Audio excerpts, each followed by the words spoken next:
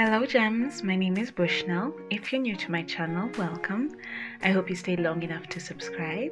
I talk about femininity, personal development, and mindset. If you're already part of the tribe, darling, welcome back.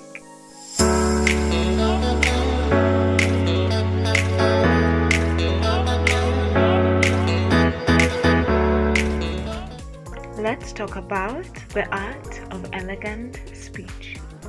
Elegance is not something that is easily defined, but something when we all see, we'll recognize it. It's looking good, being polite in how you carry yourself, a combination of grace, style, and refinement, characterized by simplicity, restraint, and harmony. But this video is about elegant speech, and we're going to start off with pause when you speak. So refrain from things like fillers,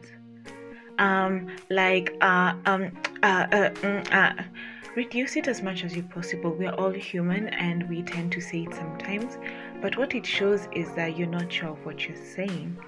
Also, do not feel the urge to talk just because you can. Don't say anything just because your lips can move. Instead, weigh your thoughts, weigh your words, and see, does it make sense? Is it necessary to speak about what you want to speak about at that moment? Also, embracing silence. That awkward silence that is always there, sometimes is not awkward, but it's only awkward for you. Instead, embrace and enjoy the silence. The person who wants to speak when there's silence always is the awkward one and shows lack of confidence. The second bit is avoid curse words. Well, this goes without saying. There's some things just make you look ghetto. Also avoid jargon. For example, you're a doctor or a lawyer. There's no need to bring those Latin words to a normal conversation. There's no need to use big words in a normal conversation. Just talk and let it vibe. Unless you're somebody who's really educated and you've gotten your PhD and you just can't help it, maybe that's your thing and that's your character trait. And then use polite words like please and thank you and kindly, and say it often, even to people like the waiters and the security guards. And when asking for something from somebody probably you're familiar with, for example, your partner, may I is such a beautiful thing to say instead of let me have that, Also, the third point is humor, and know what humor is appropriate for each occasion and each place. There's some jokes that you can say in a church environment.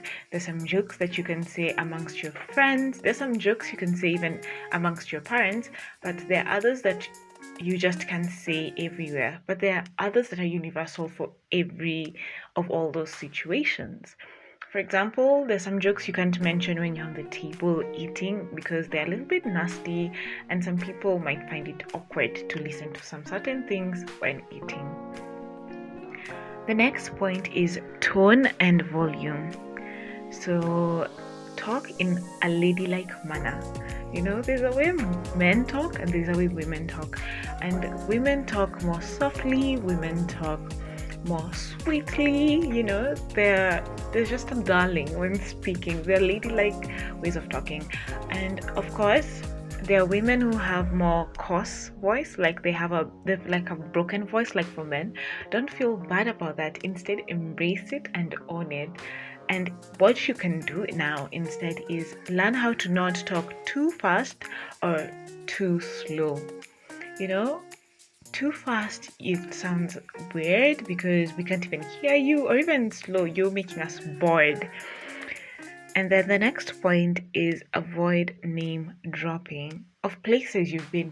You've probably traveled to Milan and Barcelona and Monaco and seen the Grand Prix, but you don't really have to tell us about that. You don't have to tell people about that. It's called name dropping when you do that. We will, of course, Google you and check out and stalk out your Instagram and Twitter or X, and we'll see that. And we will value you more than somebody who sees or feels the need to name drop. also the people you've met. It's okay. You have met Maverick City and you've met J-Lo and you probably hung out in their yard. But darling, it is much more pricier and much more elegant if we hear it from the J-Lo and the Maverick who've posted it on their pages or talk about it in the same party that you're in, rather than us hearing you talk about it. So no name dropping. Also no intrusive questions. Oh, where did you get that bag from?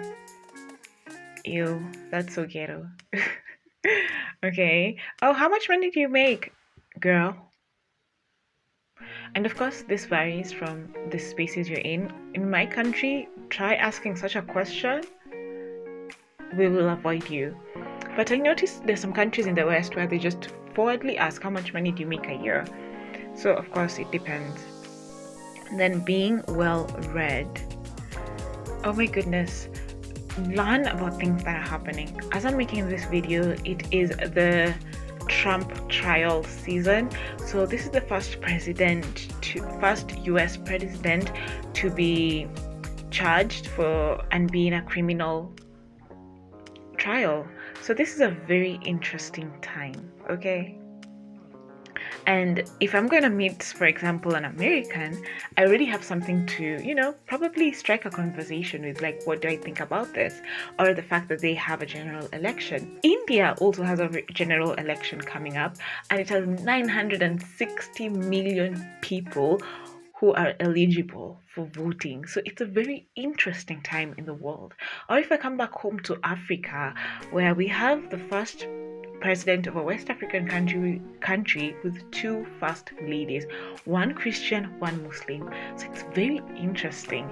But if I do not know all this and I'm just daft and blonde, then I won't be able to even strike small talk and also sound interesting. Just sharing the stories makes you sound more interesting, and elegant women are interesting to listen to. So all this being said, take some time to check out the link on the description for a free downloadable book on the art of elegance, where I teach and describe and share more on being elegant based on Queen of Sheba.